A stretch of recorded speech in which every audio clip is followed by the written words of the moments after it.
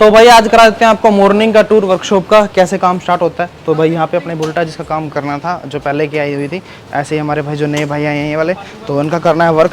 ऐसे अपना भाई काम नोट करा था मॉर्निंग के टाइम। जिस तरह ये वाली बुलेट है अपना, खैर शाम को छोड़ के गए थे कि भाई सही ये काम करना, काम नोट कर लिया। अब ऐसे काम नोट किया जाता है भाई, सारा सामान चेक करने के बाद कि भाई अच्छी तरह नोट कर लिया काम, टेस्ट वगैरह लेने के बाद, काम नोट होने के बाद ओनर से परमिशन लेते हैं कि भाई आपका ये काम करना पड़ेगा, बताओ क्या क्या करना है। तो होने के बाद भी काम का लगाते हैं नंबर, ठीक है। ऐसे अपना ये भी नंबरदार वाली बुलेट, इसकी भी सर्विस बफिंग कोटिंग, मतलब मैं क्या कहता हूँ कि service buffing coating, buffing coating का मतलब होता है शाइनिंग वर्क करना। तो हम सारे गाड़ी के जब शाइनिंग वर्क करते हैं तो बढ़िया तरह होता है शाइनिंग वर्क, क्योंकि यहाँ के लोग शौक पे रखते हैं अपना बुलेट को। देखो पर कितनी गंदी हो चुकी है, बीच में कुछ काम नहीं कराया, पर सर्विस के टाइम अब सब टोटली काम होगा इस बुलेट का।